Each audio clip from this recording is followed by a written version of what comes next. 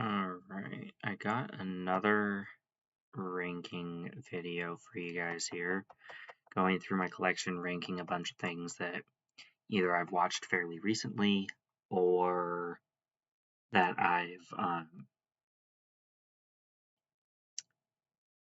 watched several years before now. Kicking off the list with 22nd place, which this one only has 22 titles in it, is one that I've watched somewhat recently. I watched it in 2023. It's now December 12th, 2025. So I watched it a little over 2 years ago because I think I watched it during the summer of 2023. And that is Simone with Al Pacino.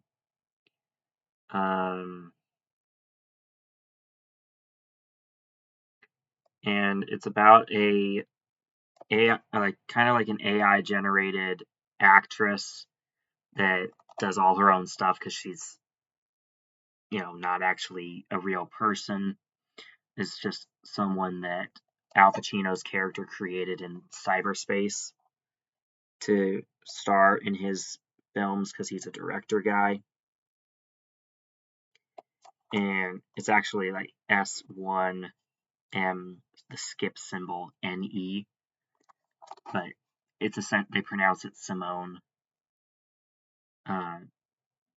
So it's like I think what does it stand for? Simone stands for something. I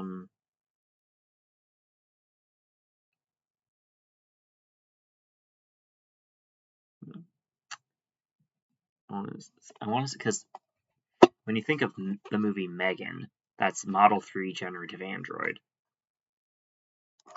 This is also an acronym, Simone is. But I'm pretty sure, but I don't remember what it stands for. So, moving on. In 21st place is 6 Days, 7 Nights with Harrison Ford and Anne Heche. Or Annie Heche. And I watched this one with my parents, and it's a dream vacation that turns into a hilarious tropical nightmare. And yeah, that's pretty much all you need to know about this one, other than Harrison Ford being the lead male character. A rough-hewn cargo pilot living in the islands, Quinn Harrison Ford, hates tourists, though he's not above making a fast buck from a sharp-tongued New Yorker, Robin Monroe, Anne Heche, when she's desperate for a quick flight to Tahiti. But this already uneasy relationship suddenly takes a nosedive when his weather-beaten old plane is forced down in a storm. Now stranded together on a deserted island, Quinn and Robin quickly discover all the perils of paradise as this mismatched pair finds themselves facing danger at every turn. You're sure to find their misfortunes fueling one of Hollywood's most entertaining action comedy hits in years. Now, I just kind of read the premise here, and it's a whole lot of fun. I really enjoyed that one. I want to say we watched that as a family in like the middle of 2022 or late 2022, something like that. With mom, dad, and I. My older sister didn't watch it with us, but the three of us did, so it was fun. In 20th place, we have Sherlock Holmes 2: A Game of Shadows. As you can tell, it features Robert Downey Jr. and Jude Law is in here as well. He's on the back of the case a couple of times. He's Dr. Watson to RDJ's Sherlock. Sherlock Holmes here. And I guess Jude Law is also on the front of the package right here. That's Jude Law there. But when did this one come out? 2011. So RDJ had already been Iron Man in Iron Man 1 and Iron Man 2 and made a cameo in in The Incredible Hulk. So it wasn't like he was on top of the world quite yet with I feel like the Avengers put him on top of the world when that came up and he came out, and he was able to collaborate with Captain America, Thor, Hulk, Black Widow, Hawkeye, Nick Fury, Agent Coulson. That's kind of what put him on top of the world for the rest of his tenure in the MCU up to that point, or up until Endgame. And he'll be back shortly as Doctor Doom, which I'm super pumped for. In 19th place is Sherlock Holmes 1. This one also has Rachel McAdams in here.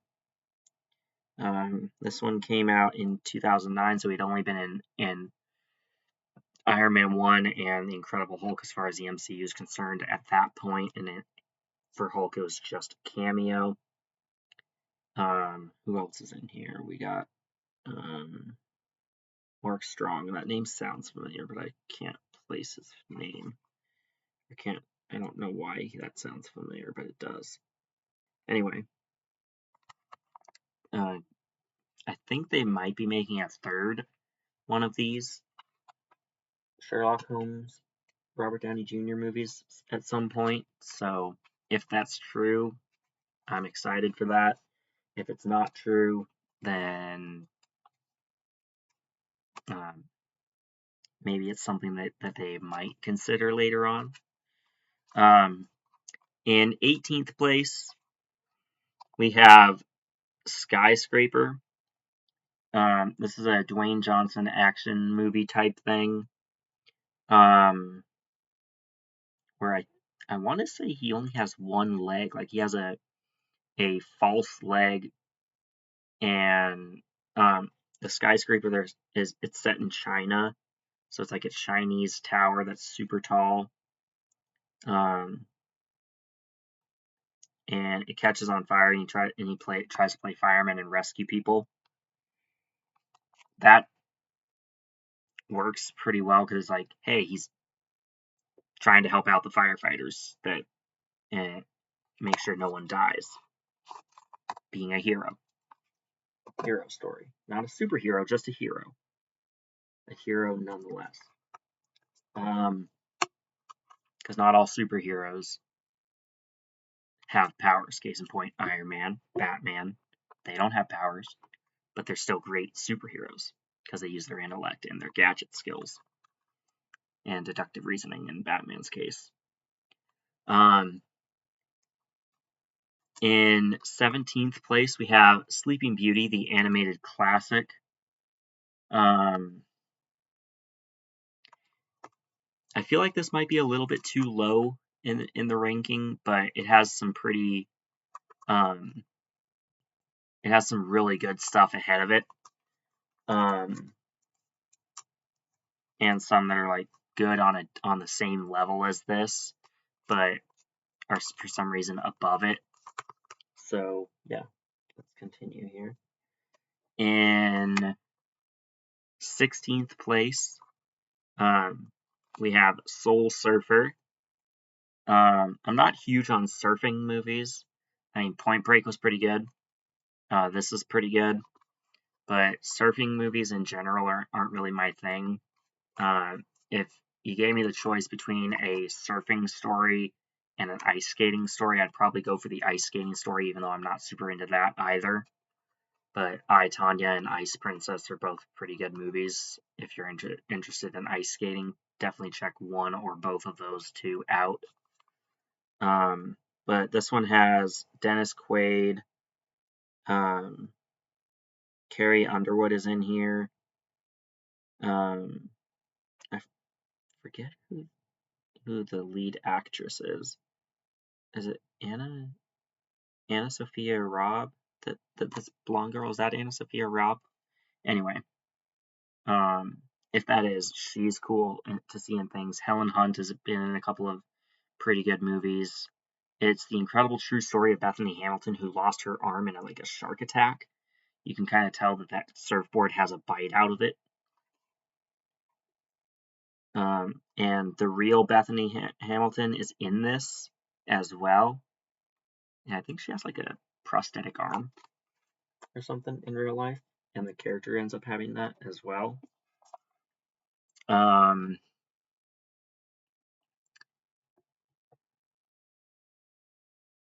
In 15th place is Sleepover, and this is just like a teens being teens type story. It has Alexa Vega from Spy Kids, and it has a lot of fun stuff going on here. We got Jane Lynch, Sarah Paxton, Brie Larson, Steve Carell. Lots of big names going on in here. Lots of fun stuff happening with the teen side of things, and it's PG, so it's accessible to the entire family. And you can see like teens breaking the rules, but it's not like, oh my gosh, what are they doing with themselves type things. It's more like it's like, oh, these guys are just like partying and being weirdos. There's no like drug content or anything like that. So it's just a fun way to spend an hour and a half. This pick might be kind of controversial because there's a lot of controversy surrounding the movie itself, which I think is absolutely bananas and like not warranted at all. And that is, in 14th place we have Song of the South.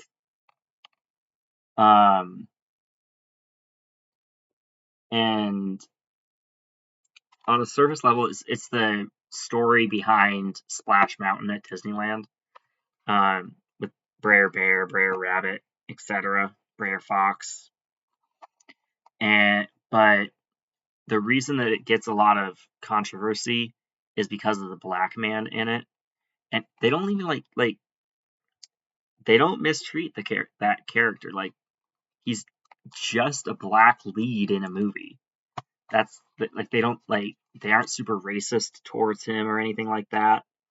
He's just a black man telling these two kids a story about Brer Rabbit and a bluebird on his shoulder and whatnot. But for some reason there's controversy surrounding it. There could be something I'm unaware of that was going on at this time, but you know, come on, guys, stop being so sensitive. It's a good movie. It's wholesome. It's good for. It says suitable for all audiences, so it's basically rated G. It doesn't have a rating, but it's suitable for all ages. So it's like, come on, people. What's your issue with Song of the South? It kind of tells the same story as The Adventures of Brer Rabbit. It just has a black man telling the story. So if it's racist to have a black narrator, then yeah, it's fully racist. But come on.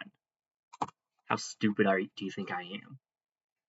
If you're calling that racist by having a black narrator. Come on, people. Anyway, getting off my soapbox and continuing with what I'm doing here. In 13th place, we have Snow White and the Seven Dwarfs, the animated classic from the DVD. This copy came out in 2017 because this is, I think, like an anniversary, signature edition or signature Walt Disney collection. But this was one of their first feature-length animated movies, and not just Disney's first feature-length animated movie. This is like the first feature-length animated movie, period. And it was a bit creepy. Probably a little too creepy for a G rating, because like there's some scary sequences in here with like evil trees and whatnot come into life trying to attack people and whatnot. But wow, it's a good movie. The live action remake is pretty good. It's not terrible, it's not great, but this one just whenever I go back and watch this one, I like it a little bit more each time because it is so classic um, and it's a good love story as well, where girl is presumed dead, brought kind of like Sleeping Beauty, is brought back by true love's kiss. Good story. Remake's pretty good still. A little weird they went with a black or a non-Caucasian woman to play the part, but she did a really good job. So that doesn't bother me. I don't think I have a racist bone in me, which is a good thing. I don't care if someone's black or white. If they do good in a particular role, like take live action's Little Mermaid, for example. I don't have a problem with them having cast a black woman for it to play Ariel. I just think they got the hair color wrong. Yeah, she has red hair, but it's supposed to be like, wow, that hair is very red. It's like supposed to be the first thing you notice before Ariel starts to sing, is her hair is so like vibrant and red. I call it like true Lego red, or red like this. And um, in the live action Little Mermaid movie, her hair is not that red. It's more like a ginger type red, where it's like, okay, is she trying to be like a black member of the Weasley family type thing? But it still worked pretty well. Like the movie itself is pretty good. So, getting off my soapbox again. In 12th place, we have Sorcerer's Apprentice with Nicolas Cage. Sometimes they call him Nick Cage, sometimes it's Nicholas. The case itself calls him Nicolas Cage, so that's what I'm going with here. It also has what's the girl's name? Teresa Palmer, and um, and I'm about to be very, very sarcastic. And a no-name actor called Alfred Molina. It's not like he played Doc Ock or anything. It's exactly like that. I'm being sarcastic. So it has Doc Ock as a bad guy in here, but he's not like Doc Ock. He's an evil magician type character, like sorcerer. Since it's Sorcerer's Apprentice, he has to be an evil sorcerer. And it introduced me to Secrets by, what was it, like One Direction, One Republic, something like that. The song Secrets. Whoever did that song, this introduced me to it with Tesla coils, where Tesla coils are shooting lightning bolts everywhere, playing Secrets. And so that made me love the song Secrets, because it's like, oh, I associate it with lightning. And I like seeing lightning and stuff in movies and whatnot. And then let's see. Do I need to scroll up a little bit? Yes, I need to scroll up a little bit. Okay. In 11th place, we have Soul by Pixar here. Disney Pixar's Soul. And this one's actually pretty fun. It has Tina Fey, Jamie Foxx. Who else is in this thing? Anyways, moving on. And it's about the spirit of a jazz musician trying to get back to his own body after, I think he died or something, and wanted to go back to his body. And Soul 22 here also wanted a body, so he's like, well, maybe if I get to your body first, I could have it instead of you, type situation stuff, with some stuff going on there to play up that angle. In kicking off our top 10, we have a Jack Nicholson and Diane Keaton movie. It also has Keanu Reeves in here. and Jon Favreau was involved with it somehow. I don't know if he's actually I don't remember if he's in the movie or if he's like on the creative team behind creating it. But and that is Something's Gotta Give, and this is a fun love story. Um, it's also um, a bit of a sad story in a way because it's kind of like a rom com and it's kind of has some sad elements. Jack Nicholson's character, I believe, has some sort of like some sort of heart problems, so he's um, I'm not gonna say like vulnerable, but he's um, medically compromised, so, where he could have a heart attack at any moment if he gets too worked up about anything. And he finds himself infatuated with Diane Keaton's character, who's the mom of one of the other characters, and they have kind of a romantic weekend together, and it's a lot of fun.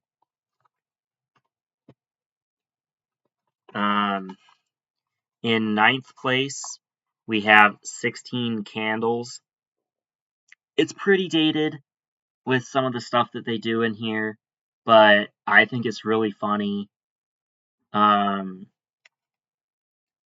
And basically, it's about a girl's 16th birthday where her whole family forgets that it's her sweet 16. And it's like, of all the birthdays to forget, don't do the sweet 16. Don't forget that one.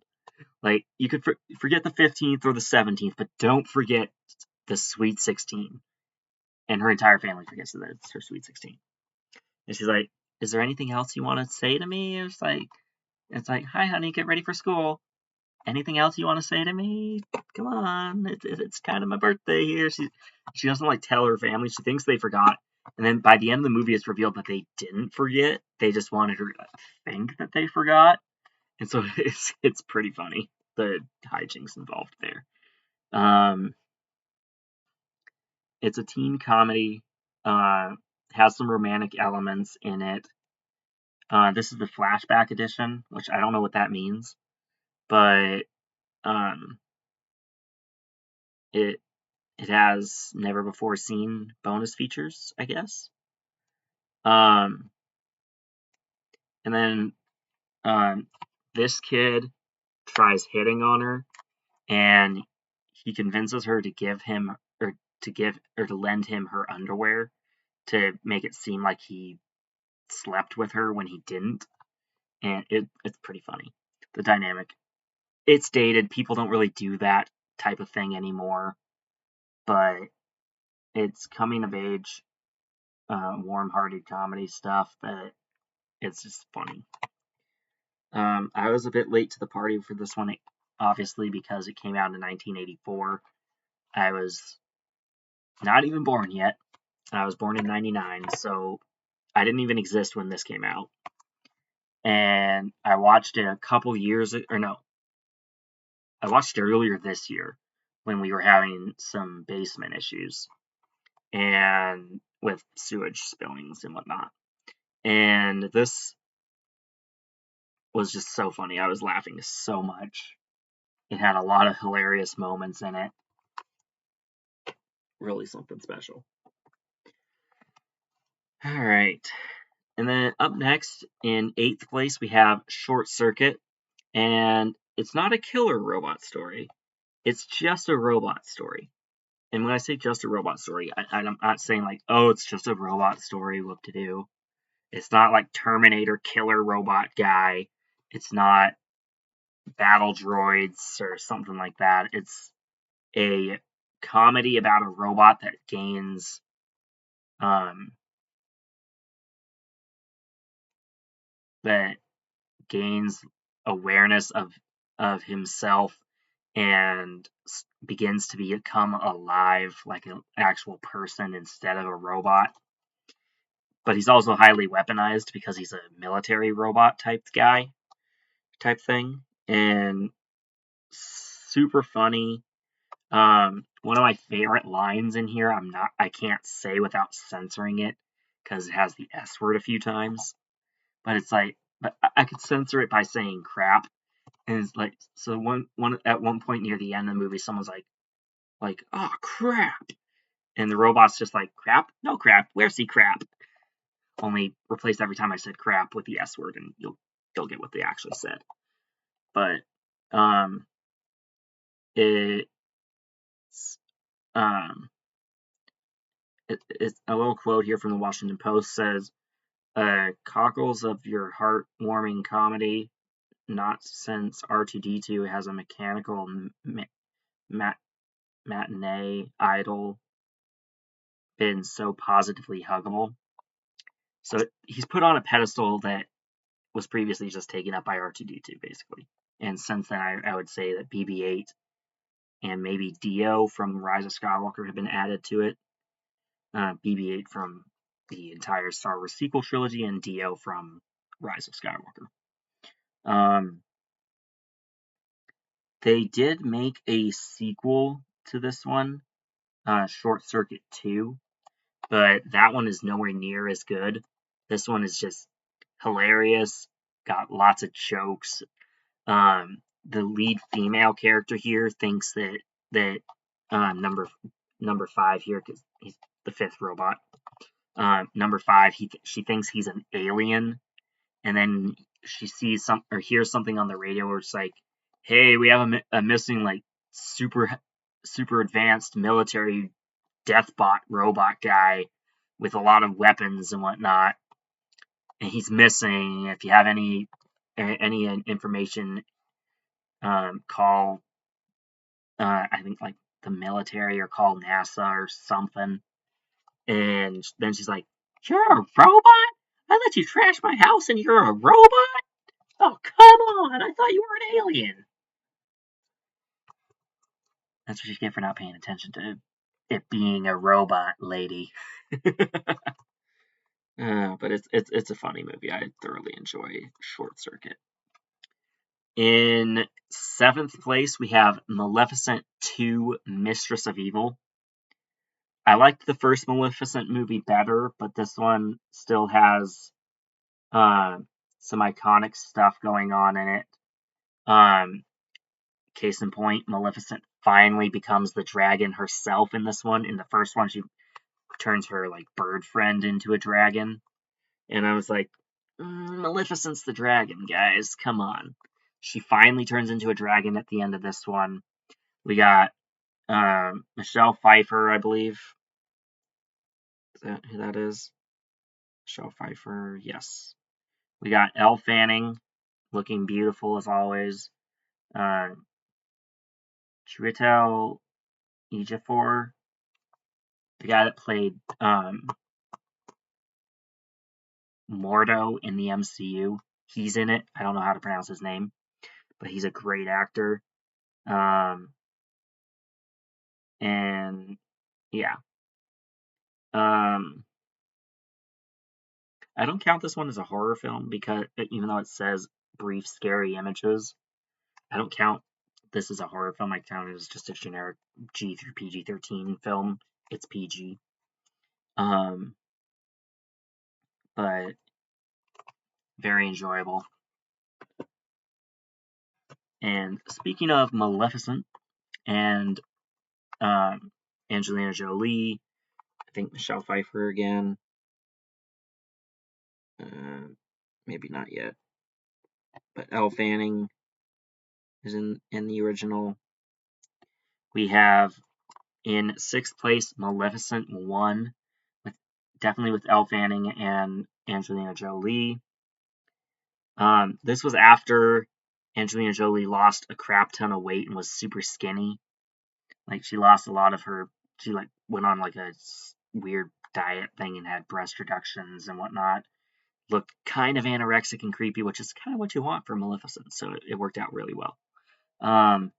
But it's a quote wickedly fun twist on the classic Sleeping Beauty story, where it kind of like makes Maleficent a sympathetic character, like she was kind of a fourth fairy godmother for Sleeping Beauty, but was also like scorned by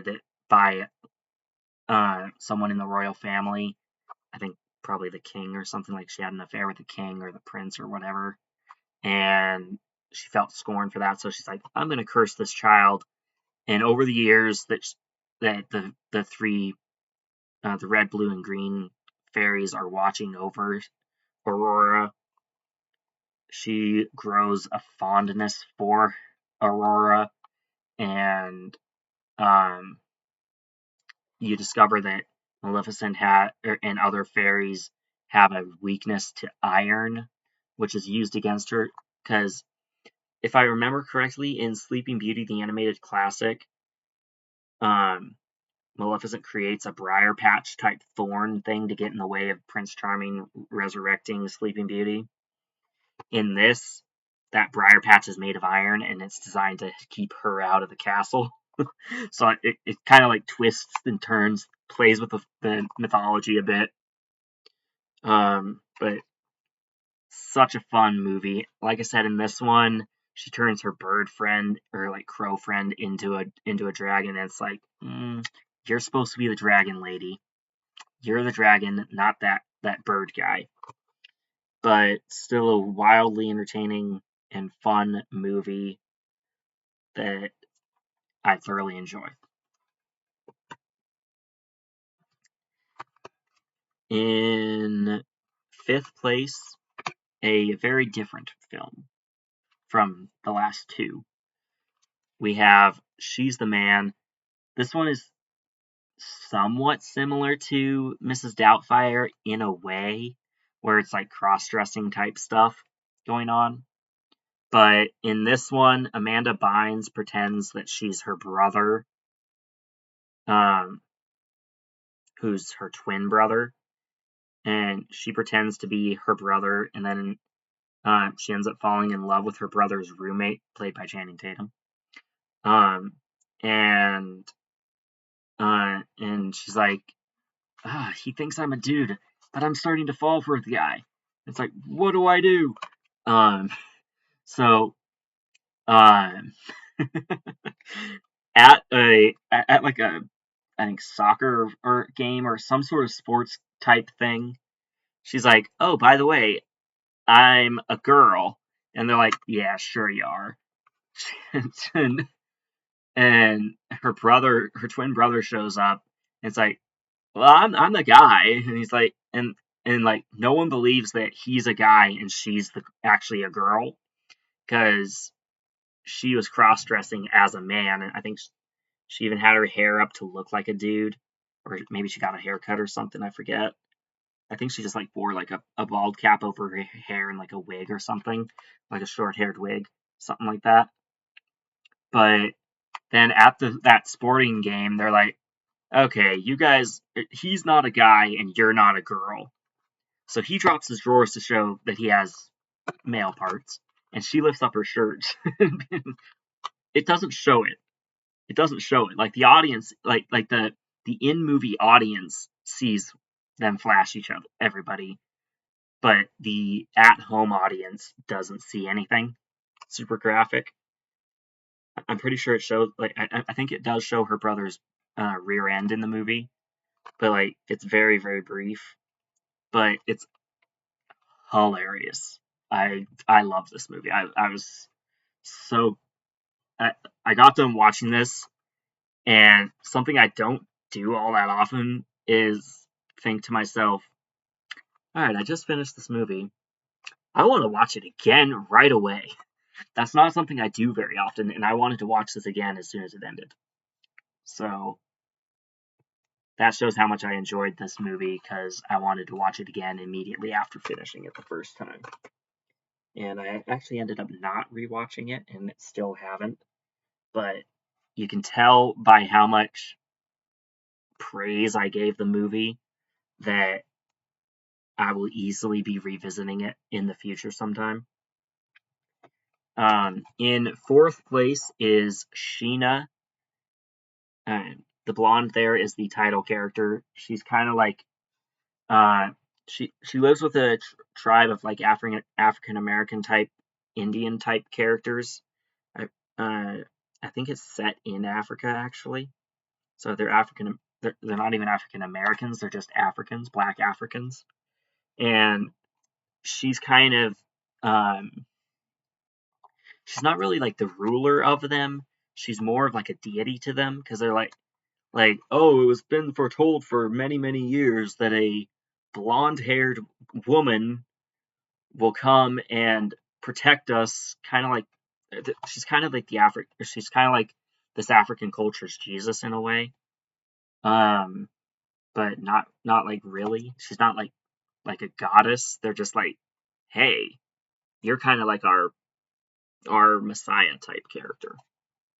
Um, and there's a wisecracking TV journalist in here that's a real smartass type character, um, which isn't something I say very often, but it totally fits the character.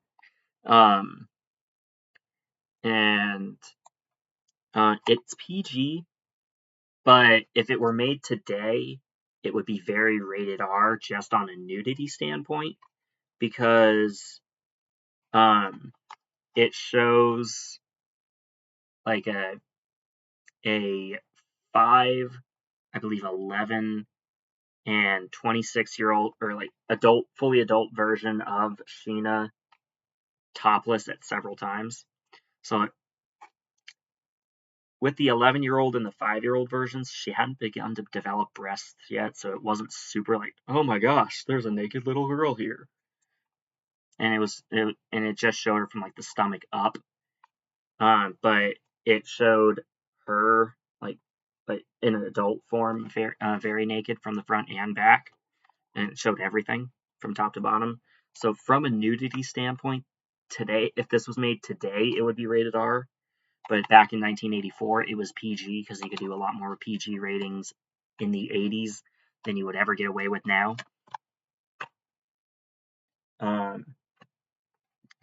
Our top 3 is technically a top 4, but I don't have one of the things. I'll just mention it here. So let's get into it. In third place, we have Sonic the Hedgehog 1, which introduces a bunch of fun characters with Jim Carrey kind of being wacky Jim Carrey as Dr. Robotnik or Eggman, whatever you want to call him, because I think Eggman and Dr. Robotnik are basically the same character. And James Morrison. Yeah, Morrison. Cyclops from the original X-Men trilogy is a police officer in this, and he teams up with Sonic to take down Robotnik. I like the way they do the super speed visual effects here. I think it looks really good with the speed trail type stuff behind him, and I like the ring size teleportation. I don't know a whole lot about Sonic the Hedgehog lore because I don't think I ever played any of the Sonic games, but it does a good job of introducing you to the world of Sonic. It shows you some of the gameplay mechanic type things from the games, and super fun. Super fun buddy movie, kind of like a buddy cop thing almost. Our runner-up is Sonic 2 and Knuckles, the series, because they're in the same franchise together. I don't have Knuckles. It's one that I ended up having to put away and not buy when I was over in Eastern Washington for Thanksgiving. I put away a bundle that had Sonic, Sonic 2, and Knuckles. I did, however, get Sonic 3, which we'll get to in just a second. Which, if this is the runner-up, you can guess that Sonic 3 is the best of the bunch. But this one introduces Knuckles, because I think this came out before the Knuckles show. And then it introduces the character of Tails. Idris Elba voices Knuckles and Idris Elba is really cool to see in things, because when I think of Idris Elba, I think both of Ghost Rider, because he's one of the former Ghost Riders. He's a horseback riding Ghost Rider, I believe. And I also think of Heimdall in the MCU. So two different Marvel characters are what I think of when I think of Heimdall. Plus, he was a marksman type shooter character in James Gunn's Suicide Squad movie a few years back, and I thought he did a great job in that. So him playing Knuckles was very exciting. But coming in first place for this ranking of great movies, we have Sonic the Hedgehog 3. This one, the whole reason that I put this one in first place is because a line between the two Jim Carrey characters, they kind of break the fourth wall a bit and are like, why do you look so much like me? It's almost like we're the same actor playing two different characters in a movie. Hilarious stuff. It's like, woo! Fourth wall break. Referencing that they're in a movie, they're self-aware. That's what I was trying to say with Short Circuit. Self-aware. They're self-aware of being being the same actor playing two different characters in a movie. And then we have Dark Sonic, or Shadow, I guess. And I believe Shadow is Keanu Reeves. Yeah, he is. Okay, yeah. And then we have what's the guy's name? I don't remember the name of the guy, but a character that you get to know along along the way in the series. Knuckles shows up here as well, where he's like kind of like a police officer guy again, like an alternate police character. It's not the one that was Cyclops. It's a different character, but he's also a police officer or like a FBI agent or something like that. Funny movie. I hope they make a fourth one, because they are just cranking out hit after hit after hit with the Sonic movies right now. And with Knuckles, that was also a big hit, at least for me. And I thoroughly enjoyed it. And this is probably the longest ranking video, time-wise, that I've done in a long time. We only had 22 titles to talk about in this video, and we're at almost 43 minutes. Like right now, if I were to pause this video and look at the time, right now it would say 42 minutes, 52 seconds. That's where we're at with this video. So it shows how in-depth my thoughts were on some of these titles, and like how I droned on about some of them and like kept like talking them up and being like, oh, this movie's amazing, check it out type stuff. It shows how much of that was present in this video that hasn't been in my rankings lately very much. And yeah, I learned something pretty interesting about the Christopher Reeve era of Superman movies. But next time I rank those Superman movies, I'll talk about that. I don't want to get into that right now. I also have been watching some movies on Hulu that I don't personally own. They're on Hulu though, that are really good movies that I enjoyed. Like Neighbors and Neighbors 2 Sorority Rising. Those two are movies that had me laughing a lot. They're like college, like in the first one, a fraternity, a college fraternity house moves in right next to brand new parents that have a baby that doesn't sleep through the night yet, and the fraternity guys are throwing really loud and obnoxious parties every night type thing. And then in the second one, it's kind of the same thing, but instead of a fraternity, it's a sorority where a bunch of women are throwing parties and causing troubles for that same exact couple because the sorority moved into the same house that the fraternity had in the previous movie. And actually, the president of the fraternity from the previous movie, played by Zac Efron, um, comes back and actually tries to help him get rid of the sorority girls after helping the sorority girls become a full-on sorority. He's like, okay, yeah, these girls turned on me. I'm gonna turn on them and help overthrow them and get them kicked out, type thing. And wow, it's funny. Lots of humor in there. I think Sean Penn, I believe, is the father of the baby in the original movie.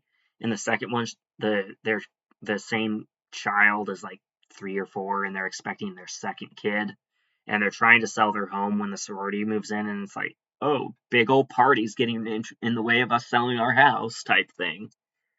And then I watched Vacation Friends last night, and that was really funny. Another one that I thoroughly enjoyed. These are all rated R, and so fun. If I ever end up buying those movies, then I'll rank the 4 of them together because there's a second Vacation Friends movie that I haven't watched yet. Because when the first one ended last night, it was almost 1 in the morning. So yeah. Anyway, side tangent. I am going to go ahead and end this video here. If you enjoyed this video, including the little exposition dump at the end there, uh, don't forget to like, comment, and subscribe if you haven't already. I have over 70 subscribers now, so I'm pretty happy about that. It feels like a great landmark for me, having 70 plus followers on YouTube. I'm still trying to get enough to live stream because this camera that the computer that I'm using the camera of will cut me off if I'm longer than 2 hours and 30 minutes. And I don't think live streaming does that per se, but I'll have to look into that because I honestly don't know. I just know there's some insanely long videos that were live streams, and that plus most YouTubers have a special camera that they record all their stuff on and then they upload it to YouTube afterwards.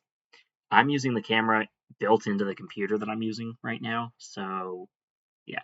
Don't forget to like, comment, and subscribe if you haven't already, and I'll keep talking movies too much because I will.